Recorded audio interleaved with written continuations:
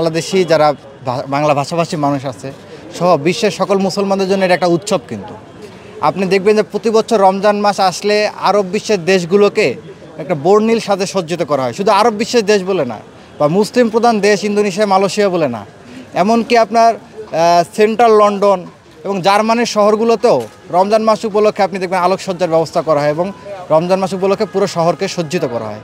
কিন্তু বাংলাদেশে আমরা গত 15-16 বছর যাবৎ কী দেখেছি? আপনারা দেখেছেন গত বছর ঢাকা বিশ্ববিদ্যালয়ে রমজান উপলক্ষে কোরআন রিসাইটেশনের একটা প্রোগ্রাম আয়োজন করা হয়েছিল।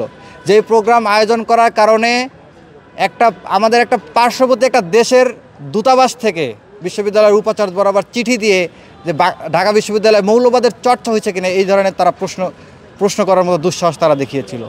তা আপনারা জানেন কোরআন রিসাইটেশন প্রোগ্রাম রমজান উপলক্ষে যেটি আয়োজন করা হয়েছিল সেটার পরিপ্রেক্ষিতে আরবি বিভাগের চেয়ারম্যানকে শোকজ করা হয়েছিল।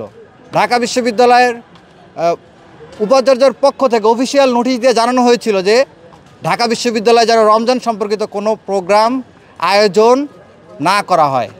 আপনারা দেখেছিলেন শাহজালাল বিজ্ঞান ও প্রযুক্তি বিশ্ববিদ্যালয়ে ইফতার মাহফিল আয়োজন করার ব্যাপারে নিষেধাজ্ঞা দেওয়া হয়েছিল। অথচ ইফতার মাহফিল কিন্তু ইউনেস্কো ঘোষিত অধরা সংস্কৃতির অংশ, এটা আন্তর্জাতিক সংস্কৃতি। কিন্তু আপনারা দেখেছেন শাহজালাল বিজ্ঞান ও প্রযুক্তি বিশ্ববিদ্যালয়ে ইফতার মাহফিল যাতে আয়োজন না করা হয় সে ব্যাপারে নিষেধাজ্ঞা দিয়েছিল। রাজশাহী বিশ্ববিদ্যালয়ে গত বছর ইফতার মাহফিল আয়োজন করা হলে আপনারা জানেন রাজশাহী বিশ্ববিদ্যালয় ছাত্রলীগের সভাপতি আসাদুল্লাহ গালিব গণ ইফতার আয়োজককারীকে মঞ্চের পিছনে নিয়ে বন্দুক ঠেকিয়েছিল যে এই গণ ইফতার কেন আয়োজন করা হইল। ঢাকা বিশ্ববিদ্যালয়ে প্রোয়াক্টিভ রমাদান প্রোগ্রাম যখন আয়োজন করা হয়েছিল গত বছর, সেখানে তৎকালীন নিষিদ্ধ ঘোষিত সংগঠন ছাত্রলীগের সাধারণ সম্পাদক তানভীর হাসান সৈকতের নির্দেশে হামলা করে প্রায় 20 থেকে 30 জন শিক্ষার্থীকে রক্তাক্ত করা হয়েছিল। ফেনীতে গণ ইফতার প্রোগ্রাম আয়োজন করা হইলে প্রায় 8 থেকে 10 জনকে মেরে রক্তাক্ত করেছিল ছাত্রলীগ।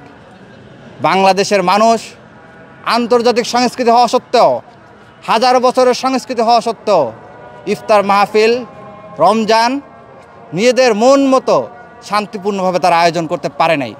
গত 15-16 বছর ঢাকা বিশ্ববিদ্যালয়ে আপনারা এই ধরনের কোনো আয়োজন কিন্তু দেখেন নাই। অথচ যে কোনো উৎসবই হোক না কেন, প্রতিটা উৎসবে ঢাকা বিশ্ববিদ্যালয় কিন্তু বর্ণিল সাথে সজ্জিত করা হয়। তো অত্যন্ত দুঃখজনক হলেও সত্য, আমাদের জন্য লজ্জাজনক আমরা শুনতে পেয়েছি।